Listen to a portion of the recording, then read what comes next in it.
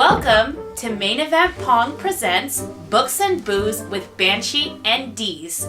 Today we have a special guest star, Nuff, our founder. I don't know if that's special, but... Today on Books and Booze with Banshee and Deezy, we are reviewing a book in a franchise that is my absolute favorite franchise of all time. If you know the Banshee at all, you know that she's fanatical about all things Harry Potter. And so today... It's true. Everybody's read Harry Potter. If you haven't read Harry Potter, what the fuck is wrong with you? I haven't really read Get it. your shit together and read you some Harry Potter I haven't novels. Really read it. Remember, I've seen more than movies. This is one of the You franchises. need to get it I told you that together. already. I know. That's why that I don't have mean you don't need to get it together. You I bring do. special insight for this book as a non-Harry Potter reader. So, here we But go. he did read this. I Have you did. seen the movies? Yes. He's a dirty virgin. You know what I'm talking about. So today we decided, because everybody has read Harry Potter, a lot of people have read the Harry Potter series, that we were going to review the latest installment in the Harry Potter world, Harry Potter and the Cursed Child by Tiffany and Jack Thorne, with collaboration by J.K. Rowling. For those of you who don't know anything about this novel, it basically takes off exactly where Harry Potter and the Deathly Hallows ends. For the most part. And but then they fast forward a little bit. We'll get into it when we got to talk about the synopsis. Yeah. Fantastic Beasts and Where to Find Them comes out, in just a couple of days. So we wanted to show some Harry Potter love. Before we get into that, let's talk about what we're going to drink today. Naturally, what are we going to drink? Really? Butterbeer! Butterbeers, I know that's what you were motioning for. We're going to drink, obviously, Harry Potter fandom. We are going to drink butterbeers. That shit is schnabby. What do we got for shots? I want a shot. You know, in Books and Booze and Banshee with NDs, we like to start with the shot. We're going to shoot butterscotch schnapps just because whatever. It is It's not. not. Mine is Same wider. Yours is thinner. It's taller. Wider's better.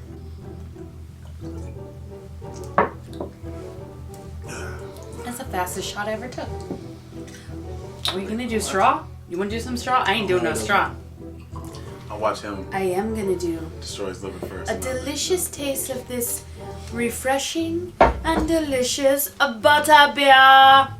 You know what happens to Hermione when she drinks butterbeer? And you guys know I think I'm Hermione because I'm delusional. Straight fire. That's delicious. Did you taste it? Good, yeah. It's delicious, huh? Yes. What's the foamy stuff? Whipped cream. Oh, okay. It's set because we've been here so It's long. jizz. You guys excited? Oh, yeah, of course. I'm always excited. All right. I actually just finished it today. Yeah. So it's fresh in my brain. And just to let you know, if you haven't read the book or you know nothing about Harry Potter, get the hell out of here because we're going to be going into Spoilerville. No. And also, what the fuck are you doing? Get out there and read the books and see the movies. Oh my god. Something's wrong with you if you don't like it. That's all I'm gonna say. So let's get into a little synopsis. So, as you know, Harry Potter is about Harry Potter. This story, even though Harry Potter is still the title character, I don't feel like he is the protagonist. No, he's not the main guy. The protagonist of this story is Harry Potter's middle child, Albus Severus Potter. This is middle child, right? Yes. You got James and you got Lily, and right in the center you got Albus Severus, named after the two greatest headmasters of Hogwarts. It's debatable. Well, I think that they both protected Hogwarts in their own way. I know, but I'm just saying the greatest, that's debatable. I mean, we only know of, 3 headmasters and headmistresses of Godric Hogwarts. Gryffindor. I don't know, he was a founder, he wasn't a headmaster. Like us. Anyway. See, this stuff I don't know. See? As we said, it picks up directly where Deathly Hallows leaves off. So you have Albus Severus, who is getting on the Hogwarts Express to go to Hogwarts. As you know, at the end of Deathly Hallows, he's like, yeah, I wish I could put into Slytherin. And Harry Potter's like, Slytherin's a great house. You've been named after 2 headmasters. One of them was... I don't know why he sounds like that. Stop being a punk. That's pretty much what he said. He was like, one of them was a Gryffindor and one of them was a Slytherin. And they're both the greatest men I know. And, if you don't want to be a Gryffindor or a Slytherin, just be like, hey, I want to be a Gryffindor, because it takes your choice into consideration. And I guess his choice wasn't really that clear because guess what house he was put in? And he chooses... So he gets on the Hogwarts Express and he meets a friend who I love. I absolutely adore. Scorpius Malfoy, who guess what? Guess whose kid Scorpius Malfoy is? Dracos. So why would you name your kids Scorpius? Don't talk shit. I like that. I mean, Scorpius. Draco I get, but Scorpius? I like both of them. He was a big Farscape fan. He frilling loved that's what they said, right? Bro. He frilling loved Farscape. No, he didn't. So he befriends Scorpius on the way to Hogwarts, and then, as afraid as he was of picking Slytherin, he chooses Slytherin because that's his only friend. And I think don't you think that partly he didn't want to live in James's shadow? I don't know. I think that was a factor. Yeah, yeah, well, and he definitely that's a big part of the book itself. But look at the kid's initials. I mean, he kind of belongs in Slytherin with those initials. Asp. Yeah, they're very dangerous. Asp. Oh, I didn't even get that. Yeah, I guess Snake. Yeah. That didn't necessarily make you a Slytherin. When your initials is a freaking snake, that's kind of a big gimme. It might have been one of those nerd gimmies. Like, only like a real nerd would have picked up on it. Like, I didn't catch it, but there's certain nerd gimmies I get. Well, Harry Potter's initial are HP, which is like Hewlett-Packard, so he should have been a Ravenclaw, because they're nerds. Just so you know, Banshee actually doesn't claim a house. I have apparel for all 4 houses, because if it were up to me, I would do nothing but wear Harry Potter stuff all day, every day. So for me, I don't want to limit my options.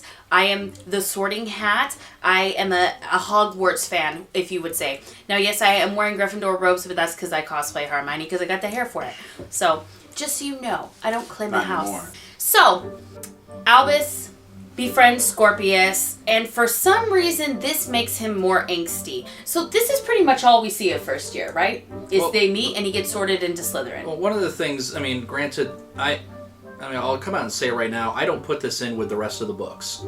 I don't consider this a Harry Potter book per se. It's a stage play. Yeah, it's not a book, it's a play. So, I mean, but one of the things that irked me in reading it was the fact that you touched upon their first year for a few pages. Mm-hmm. It glosses over the second and third year, I believe it is. Mm-hmm. Things happen, though, like Scorpius' mother passes away, and so he has to deal with that. He's an only Scorpius is an only child, and Albus is his only friend. And then we get into the fourth year where shit starts hitting the fan. Yep. So fast forward through second and third year, go to fourth year. Basically, what happens is there's a lot of talk about misuse of time turners, and then you got Amos Diggory, who we know from Goblet of Fire, who is, the most touching scene in the Goblet of Fire movie where he's like, my boy! And it's fucking Seamus. Seamus ruins it with the butter on his head. Fucking Seamus. Show's all cute, and Seamus ruins it. Fucking Seamus. Fucking Seamus ruins it. We know Amos is basically upset, never got over the loss of his son Cedric, who we know is killed by Voldemort in a graveyard in Goblet of Fire. And sparkly. So handsome. Anyway. We don't talk about the sparkles.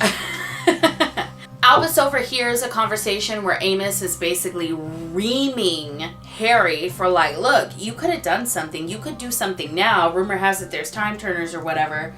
Like, he's basically saying, you could have done something. You didn't. And my boy is dead. Oh, and it was, quick look. Oh, you first. I was going to say, and this is like a different time turner. It's not one where it just affects like within a 24-hour time period. We're talking a time turner that can go back years, and it was confiscated by the Department of Misuse of Magical Artifacts or something like that. Yeah. And so they have that at the Ministry, which is now headed by Hermione Grainger. And guess who's Minister of Magic? And essentially, Amos is grilling Harry for not, it's like, hey, you didn't do anything back then. You could do something for me now. Go back there and get my boy. And not taking into account the space-time continuum and messing with time, or not caring because all he cares about is his son. Exactly. I mean, he had a huge loss, but at the same time, it's like you don't want to mess with time. Well, what I was gonna add, like every time traveler movie ever, this actually, and this is one of the things I like because it went total sci-fi time traveler movie, even though it's about magic. Like every time travel rule, it's like in the book, they broke a couple of the rules, but that's why this is a little bit different. Like, well, wibbly wobbly, timey-wimey. What does that mean? Exactly. This guy, he's way too cool for me. You don't screw with time travel because like every movie ever, and that's Yeah. I think maybe that's one of the reasons I liked this. So I know, I'll just get it out the way right now. A lot of people do not like this book. A lot of people say, oh my god, it's not Harry Potter. I wash my hands of it. It's not canon. I think it is canon. I mean, I don't know. We were discussing that earlier. Is it canon? Is it not? I think it is.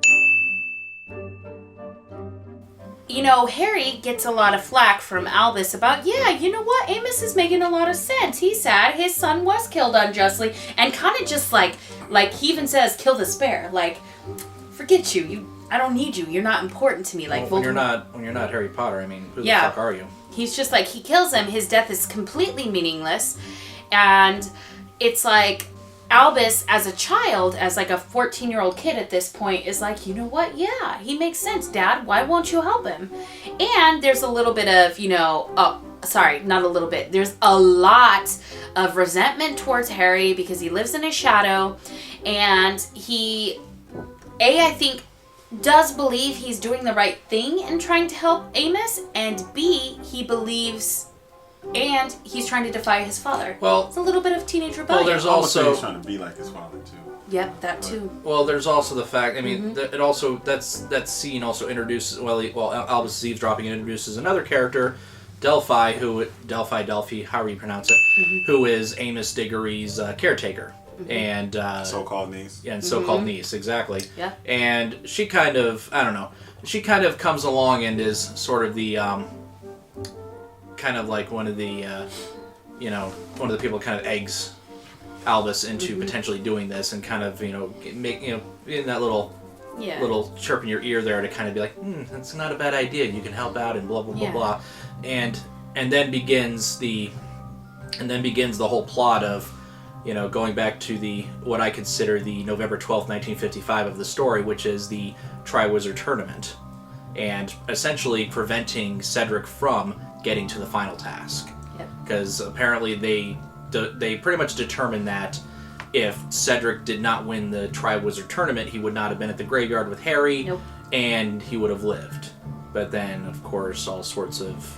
That didn't exactly make sense, though, because Fleur and Victor were still in that final task. So even if they prevented him from winning his other tasks, he still would have been able to be in that task. So they would have had to... They should have just went to the maze to begin with. They would have had to, Lieutenant Dan him or something like that and take his legs off. Any time travel he's magical. movie... He could create legs. But in any time travel movie, it's the same problem. Why not just go back and fix it again? And it's because... So they went through all the trials to try to slow this guy down. Yeah. But why not just, the night before? Yeah. Tie him up or something, he can't even get into the tournament or something like that, But I think Harry's wise enough to know that that's why he said no. He didn't like to mess around with time. Well, first of all, they have to go to the ministry. They have to break into Hermione's office and get the time turner, and then that brings about the Ready in Minutes Polyjuice Potion, which a lot of people have bitched and complained about, and the fact that Polyjuice Potion was just instantaneous, where in Chamber of Secrets and in other places, it takes a month to brew. Yeah, but in Deathly Hallows, they fucking just whip out that Polyjuice Potion. That's the thing I wonder. It's like, do you brew the shit and it's like a beer where, depending on which style it is, if it's going to just stay good for a certain amount of time? Yeah, that's what I think. And did Hermione is... Hermione's a preparer. She had that bag of holding, and she had all that stuff in there. Remember, she's in the restaurant in the movie, and it's like, what about all this and all this? And she's like... Yeah. And she's like, it's in the bag. When Harry needs fucking... Yeah, he's like, give me a flask or something. And she whips out... She has everything. And that's the thing. I feel like in Chamber, she didn't know how to do it. But she learned how to do it. And then after that, it makes sense to me that Hermione would always have it at the ready. Yeah, but we're not talking... But in this case, though, we're not talking about Hermione. Just to kind of give validity to their complaints. But Albus and Scorpius and Delphi are not... Hermione. No, but in the same respect, I mean, if this is, obviously the Weasleys and the Potters are very close families. I feel like that is an anecdote that Ron, in general, Hermione would have spouted off over Christmas dinner a million times. Albus and James and Rose and everybody probably grew up thinking wow, Polyjuice Potion is cool. Well, I don't know. I don't remember this Well, part, the really. only other thing I can think of is that Delphi, who, spoiler alert, is the antagonist of the whole story. She probably had all that shit planned out and had it ready to go. That's what I was going to say. So- She's so supposed to be super powerful, so maybe she had it or something. So she probably had it, but I mean, essentially you go through the storyline, you go through multiple timelines where things go wibbly wobbly, wonky wonky, and so it turns out in certain areas that Cedric still died, but time changed to where Ron and Hermione weren't married. Ron was actually married to Padma, and whatnot. And then another storyline where Cedric did survive, and he's a Death Eater. And he turns into a Death Eater because he's a sack of shit. And that brings about, Banshee's favorite little storyline there, because she hears about the Blood Ball and the Scorpion King. Oh my god, I want to go to the Blood Ball. She loves all the dark shit. But no, her favorite part of that was just seeing her favorite Harry Potter character ever come back to life, Severus Snape. Tied, because Hermione is my favorite. But yes, I think that for me, I'm on the side of I love this book. I'm not on the side of I hate this book. And I mean, a lot of it is I got to spend more time with Snape. I love Snape. I love him so much. I think he's such a freaking intelligent character. Oh God, he's so romantic. I just love him. And I mean, there are things that happen with Snape. Man, there's this quote. You guys know I love my quotes. Tell Albus Severus, I'm proud he carries my name. Now go. And that was before he gets his soul sucked out. Before he died. Yeah. You get to go back Snape, and Snape is like with Grainger, who Hermione's like the outlaw number one. Yeah, crazy. As like a post-apocalyptic vigilante, rebel. basically. But he's more of like incognito, whereas Hermione's like straight out as like Robin Hood. I feel like of magic. She's so badass. Ron's still a goofball. What'd you say about Ron? He's like. Ron makes no point in this book. I mean, he's there because of the fact that he's one of the three, but he really has no point in this book. He totally admits it, though. He really doesn't. He's just kind of there. I'll read you the quote where he admits it, just to say, I didn't know much of it, so can't take responsibility, and I'm pretty sure my kids had nothing to do with it. But if this lot are standing up here, then so am I. Yeah. So he admits it. At least he admits it. Yeah, because I mean, it's. Yeah. I mean, pretty much you got Harry and Ginny, talking about the kids and everything like that. Albus being the most angsty sack of little shit that, since Harry Potter and the Order of the Phoenix. It all comes down to the fact that it wasn't really about the Triwizard Tournament because Delphi, who, going back, Scorpius has got a little thing on his shoulder because everybody is assuming that through Time Turner use, he's actually Voldemort's son and not Draco's. And so pretty much Draco, who is actually quite likable in this book. I fucking love Draco. He is very likable as a grown-up. He's not really the little wretched shit that he grew up, but not under his father's influence, thankfully. But essentially he's going through because everyone is assuming that his son is the cursed child who is Voldemort's son, but that makes no sense at all. But in any case, some shit about time turning and time turning and something like that. So that's part of the reason time turners are banned. Yeah, and then it all turns out, in fact, that Delphine is actually Voldemort's daughter with Bellatrix Lestrange, and her whole goal is to get Voldemort back in power and to, of course, know her dad. So every childhood dream. Yeah. It's essentially, she determines, rather than the Triwizard Tournament being the way to go on this, is to actually just prevent Voldemort from killing Harry's parents on October 31st, I think, 1980, I think it was. So then we end up going back then, and all sorts of wackiness ensues. Dude, that stuff is intense. To straight up go back to the point of like origin, I feel like. And the part that really sucks is the fact that Harry at the same point had to watch it because the parents end up having to go back and get the kids because there was, of course, a second time turner that they had, because the first one got either destroyed or lost or something like that.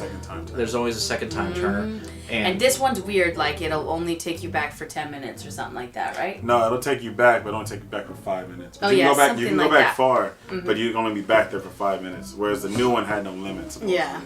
So in any case,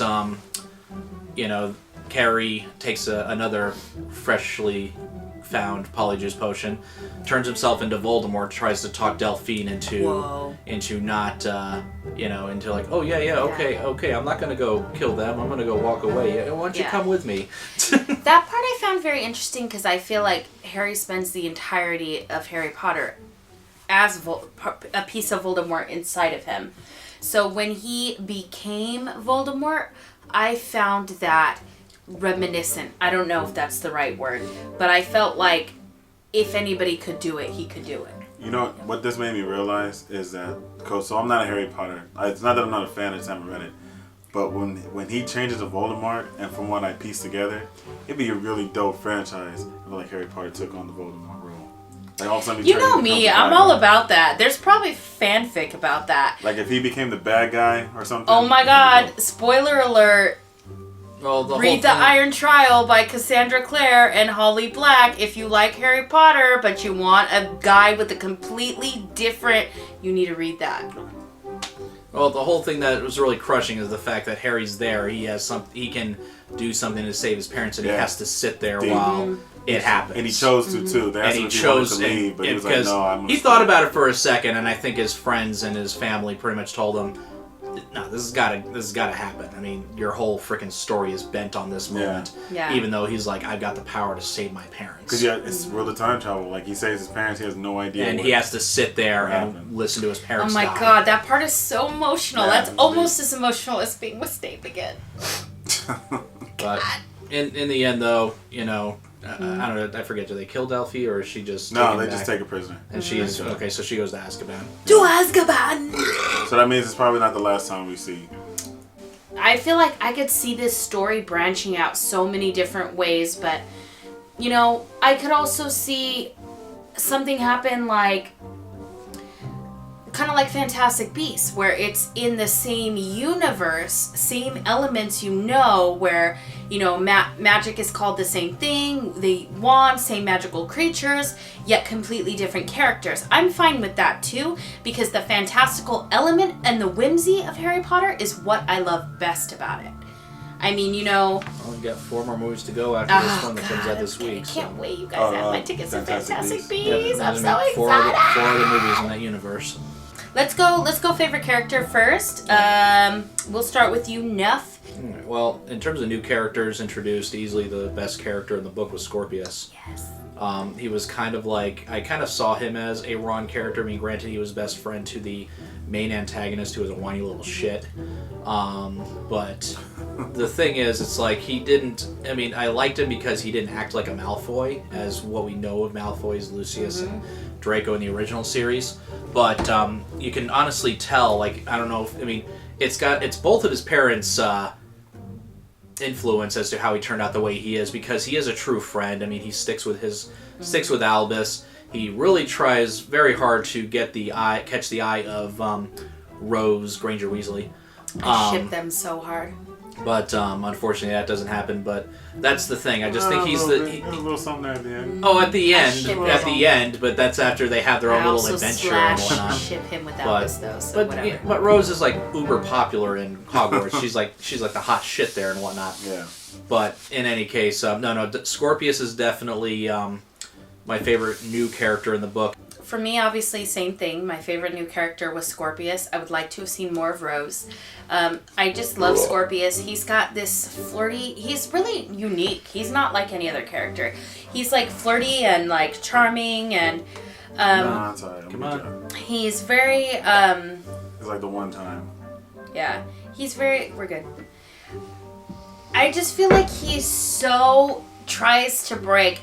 we talked a little bit about this before, me and Nuff, but Albus is almost more unbearable than Harry Potter and the Order of the Phoenix, where he's so angsty. It's true.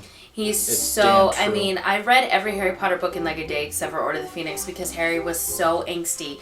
He was like, Hogwarts is not my home anymore. Dumbledore's a bitch. My friends didn't write me. He didn't say bitch, but he should have.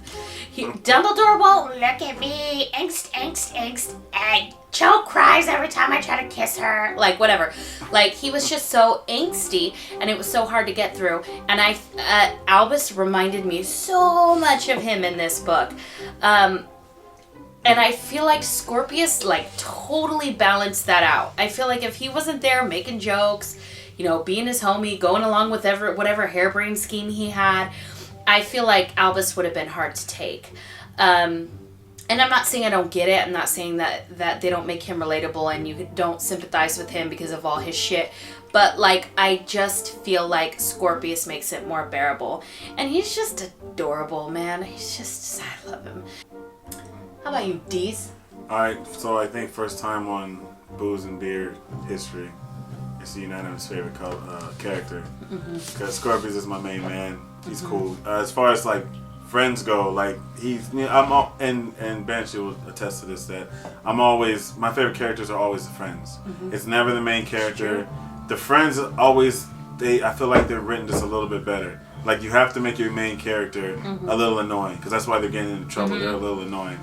But he's a true blue friend. He's been dealt a bad hand. He's very positive. You know, he likes Rose, like, a lot. And even though she shoots him down, he's still very positive about it. Like, I like his character. I don't only think he balances out Albus, but, like, I think he makes him better. You know, Albus he's kind of lame, but Scorpius gets in there, and not only does he make him bearable, he makes him likable. All right, so should we rate the book? Yeah. All right, Deez, you go first. Out of 5, right? Yep. I feel like I have to be reminded every time. It's okay. I liked it. Like I said, Harry Potter virgin, kind of. Seen the movies, not really read the books. Am going to read the books. You need to. I like what I read here. And I like plays. It's kind of really wanted me to, or if it ever comes to America, definitely gonna check it out. Dude, we'll go. So I give it a 4. Give it 4 out of 5.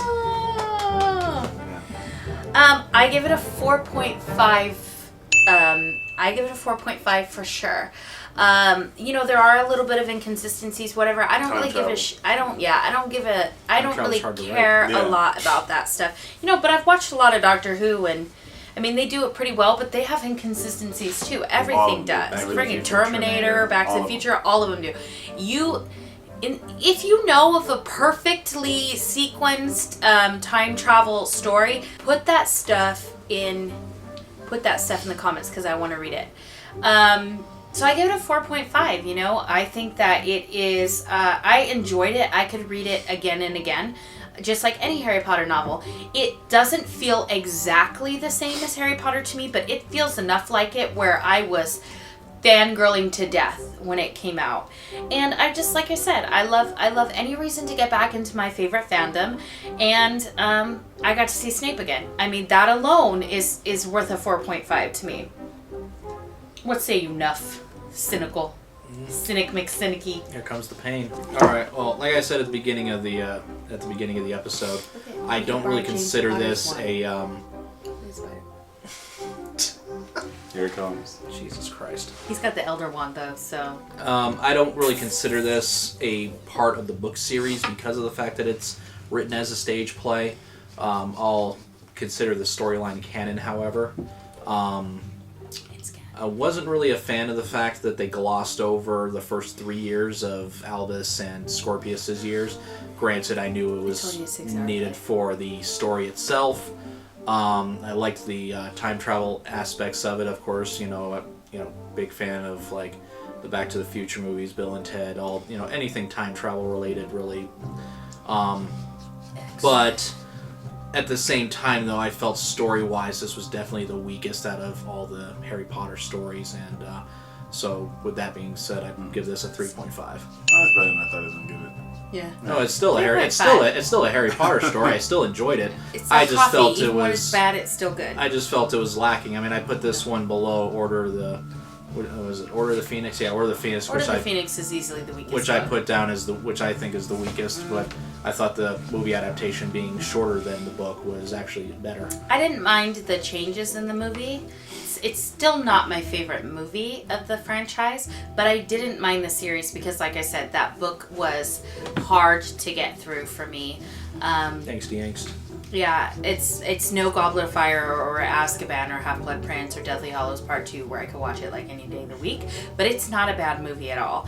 I know you guys are all like, they cut out Cho's friend who blah blah blah and made Cho the Veritaserum, whatever, and you cut out all this shit. I get it. The book is never going to be the same as the movie. Just pretend like, at least show, just like the movie, okay? I want to be able to buy shit at Hot Topic. Rant over. That was actually one of your smaller rants. I open at the close. Just kidding. I'm declaring it Harry Potter Pride Month. I'm probably going to be wearing something Harry Potter from now through Fantastic Beasts. So join me, show your Harry Potter pride. Obviously, like I said, there's nothing in the world I love more than Harry Potter. It's true. I just wanted to share my love of it with you guys. So thank you for joining us at Books and Booze and Banshee and D's, talking about my favorite subject of all time, Harry Potter. Thank you, Nuff, for joining us. Thank you for having me. Aww. What? I don't know what's happening. Tell us what you like. Tell us what you like about Harry Potter. If you don't like Harry Potter, feel free to tell us about that too. I may or may not get all upon you, though. I might just delete it. We don't need that negativity. We don't need it. But if you leave it... Do you even check the comments? Yeah. You do? If you do, I'm probably come at you. Thank you for joining us. Bye. Mischief managed. Nox.